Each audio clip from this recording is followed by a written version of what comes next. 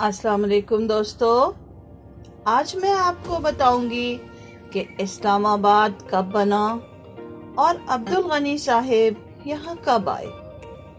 अब्दुल गनी साहिब की पिछली कहानी में आपने सुना था कि वो 1947 में जब पाकिस्तान बना और सूबे पंजाब की तकसीम हुई तो जिला जालंधर से हिजरत करके पाकिस्तान आए और शाहकोट के करीब एक गांव में आबाद हो गए।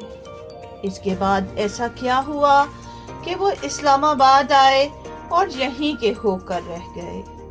आज मैं आपको यही बताऊंगी। अब्दुल गनी साहिब की फैमिली पाकिस्तान में आबाद हुई और हालात बेहतर हुए तो अब्दुल गनी को स्कूल में दाखिल करवा दिया गया।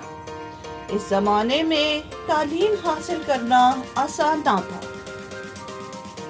ना तो कोई ट्यूशन होती और ना ही माँ बाप पढ़े लिखे थे जो इनकी मदद करते। अब्दुल गनी और इनके भाई अब्दुल हमीद शौक से स्कूल जाने लगे।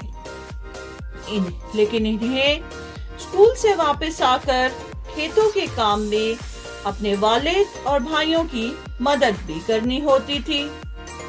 स्कूल के उस्ताद बहुत सख्त थे, सबक याद ना होता तो सख्त सजा दी जाती और डंडों से पिटाई होती। लेकिन इस जमाने में याद किया हुआ सबक आज भी अब्दुल गनी को याद है और वो इसी रवानी से इसे दोहरा सकते हैं। अब्दुल गनी को इस वक्त याद किए गए पहाड़े यानी कि टेबल्स भी याद है। ये अब्दुल गनी की लगन, मेहनत और कोशिश ही थी कि उन्होंने मैट्रिक पास कर लिया। इस जमाने में मैट्रिक करना आसान ना था और मैट्रिक पढ़ना आला तालीम हासिल करने के बराबर था। अब अब्दुल गनी को नौकरी करनी थी क्योंकि वो आला तालीम याफ्ता हो चुके थे, तो वालिदैन चाहते थे कि इन्हें अच्छी जगह काम मिले। इस मकसद के लिए अब्दुल गनी को इनके कजन मोहम्मद हुसैन के पास कराची भेज दिया गया। यहाँ अब्दुल गनी को सरकारी मुलाजमत मिल गई और वो क्लर्क भर्ती हो गए। कराची उस वक्त पाकिस्तान का दारुल खुलाफा हुआ करता था। अगरचे मोहम्मद हुसैन और इनके घर वालों ने अब्दुल गनी की बहुत मदद की और बहुत ख्याल रखा, लेकिन चूंकि अब्दुल गनी गांव के खुले माहौल से आए थे, वो एक बंद कमरे में बैठे रहने से उनका दिल घबराता। अब्दुल गनी ने अपना दिल लगाने के लिए सैर करना शुरू कर दी। वो कराची की सड़कों पर घूमते फिरते और फिर साहिल समंदर की तरफ निकल जाते थे। इन्हें आज भी याद है कि वो कैसे किमाड़ी और मनोड़ा के जजीरों पर अपना वक्त गुजारते। कश्ती में वहां जाना इनका पसंदीदा मशगला था। क़याम पाकिस्तान के बाद कराची को पाकिस्तान का दारुल हुकूमत बनाया गया क्योंकि ये एक ही शहर बड़ा और आबाद था जिसे दारुल खिलाफा बनाया जा सकता था। वक्त और हालात ने ये साबित किया कि कराची महफूज दारुल खिलाफा नहीं है, क्योंकि आप जानते ही होंगे कि भारत तकसीम के खिलाफ था और उनका दावा था कि जल्द ही पाकिस्तान दोबारा इनके साथ मिल जाएगा। भारत ने अपनी साजिशें जारी रखी। किसी मुल्क की आजादी के लिए उसका दारुल खिलाफा बहुत अहम होता है। कराची साहिल समंदर पर वाक़या था और इस पर किसी भी वक्त हमला किया जा सकता था, इसलिए सोचा ये गया कि दारुल खिलाफे को तब्दील कर दिया जाए। कई शहरों के नाम आए, लेकिन महफूज जगह को चुना गया और ये तजवीज किया गया कि दारुल खिलाफा पहाड़ों के दामन में बनाया जाए, यानी कि मार्गला हिल्स के دامن میں بنایا جائے۔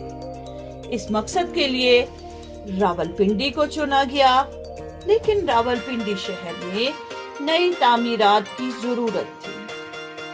فیصلہ یہ ہوا کہ پہاڑوں کے بیچوں بیچ نیا شہر بسایا جائے۔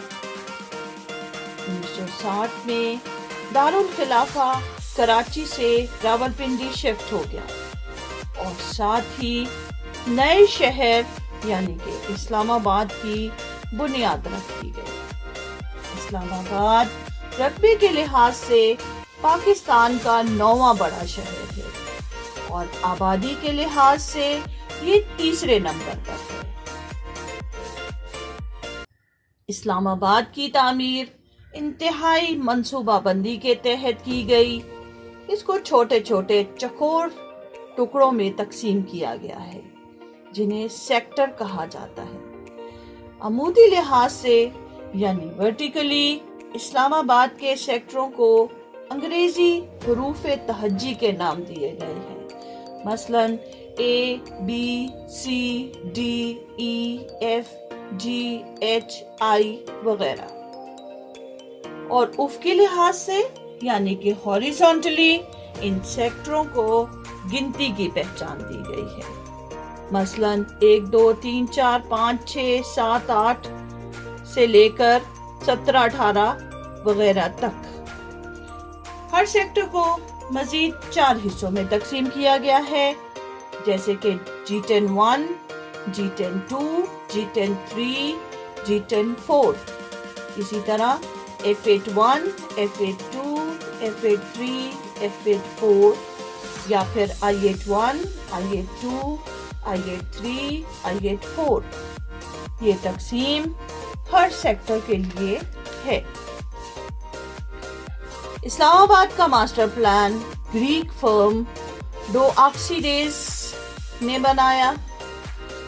گرڈ سسٹم پر مبنی یہ پلان منظور کر لیا گیا اور اسلام آباد کی تعمیر شروع ہوئی۔ یہ 1960 تھا۔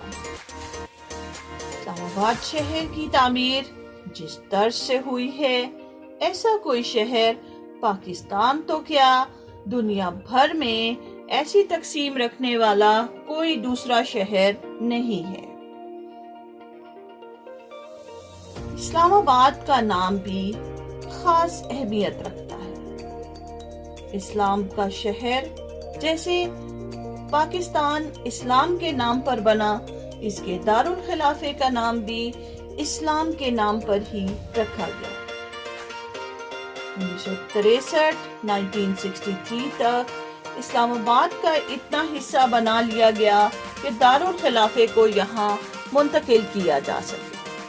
ابتدا میں صرف ضروری دفاتر کو یہاں لایا گیا تھا، لیکن جب کافی حد تک تعمیر مکمل ہو گئی تو دیگر دفاتر بھی کراچی سے یہاں منتقل ہو گئے۔ اسی منتقلی میں عبدالغنی صاحب بھی اسلام آباد آ گئے۔ یہ سن 1965 تھا۔ شروع میں لوگ پریشان تھے کہ جنگلوں اور پہاڑوں کے بیچ بسائے اس شہر میں کیسے رہیں گے، یہاں جنگلی جانور بھی رہتے ہیں۔ عبدالغنی اکیلے تھے، اس لیے انہیں کوئی پریشانی نہ تھی۔ وہ تو اپنے شوق کے مطابق اس جگہ کو جاننے میں لگ گئے اور اپنے سیر کے شوق کو پورا کرتے رہے۔ ابتدا میں سیکٹر G6 بنایا گیا، چونکہ سرکاری ملازمین کو یہاں لایا جانا تھا۔ ان کے لیے مختلف کیٹیگریز کے گھر بنائے گئے، جس میں A B C D E F G categories کے گھر ہیں۔ A ٹائپ سب سے چھوٹا ہے، جس میں 1 کمرہ ہے، جبکہ G ٹائپ سب سے بڑا گھر ہے، جو کہ 2 فلور پر مشتمل ہے۔ ملازمین کو یہ گھر ان کے سرکاری عہدوں اور گریڈ کے مطابق دیے گئے۔ سیکٹر G6-1 کو آسانی کے لیے مزید 4 حصوں میں تقسیم کیا گیا، یعنی کہ G6-1-1، G6-1-2، G6-1-3، G6-1-4۔ ایسی تقسیم کسی اور سیکٹر میں نہیں ہے۔ G61 اسلام آباد کا پہلا سیکٹر ہے۔ عبدالغنی صاحب سب سے پہلے G613 میں آئے، جہاں انہیں سی ٹائپ گھر ملا، جس میں کچھ لوگ اور ان کے ساتھ رہتے تھے۔ عبدالغنی کے دفتر کے لیے سیکٹر 8 کے بلاک بنائے گئے تھے۔ یہ 4 بلاک تھے جو کہ اب 8 ہو چکے ہیں۔ یہ بلاک سیکٹر F5 میں بنے ہیں اور یہ علاقہ ریڈ زون کہلاتا ہے، کیونکہ یہاں اہم ترین سرکاری دفاتر ہیں، جن میں parliament house, presidency, prime minister house, prime minister secretariat وغیرہ شامل ہیں۔ اب ان کے اطراف میں بہت سی ایمبیسیز یعنی کہ سفارت خانے بھی بن چکے ہیں۔ عبدالغنی سیر کے شوقین تھے، وہ دفتر پیدل ہی جایا کرتے تھے۔ اس وقت پبلک ٹرانسپورٹ بھی کم تھی اور مشکل سے ملتی تھی۔ یہاں بسیں چلائی گئی تھی جو راولپنڈی شہر تک جاتی تھی۔ سودا سلف کی کوئی خاص دکانیں نہ تھیں، اس لیے ماہانہ سودے کے لیے عبدالغنی کو راولپنڈی جانا ہوتا تھا۔ G614 میں لڑکیوں کے ہائی اسکول کی تعمیر جاری تھی، جبکہ G6 میں ہی لڑکوں کا اسکول بن چکا تھا۔ یہاں اسلام آباد کی پہلی مسجد بنائی گئی، جس کا نام لال مسجد مشہور ہو گیا، اور وہ آج بھی اسی نام سے جانی پہچانی جاتی ہے۔ اسے 1966 یعنی کہ 1966 میں بنایا گیا اور 2010 میں اس کی تعمیر نو بھی کی گئی ہے۔ 1966 میں عبدالغنی کی شادی ہو گئی اور وہ اپنی بیگم، جن کا نام جمیلہ بیگم تھا، کو لے کر اسلام آباد ہی آ گئے۔ عبدالغنی کی شادی ان کے گاؤں کے ساتھ ہی واقع گاؤں میں ہوئی۔ عبدالغنی کوٹلہ گاؤں میں سے تھے اور ان کی بیوی کا تعلق ڈلہ ننگل سے تھا۔ دونوں گاؤں بیچ میں موجود فصلوں سے جڑے ہوئے ہیں۔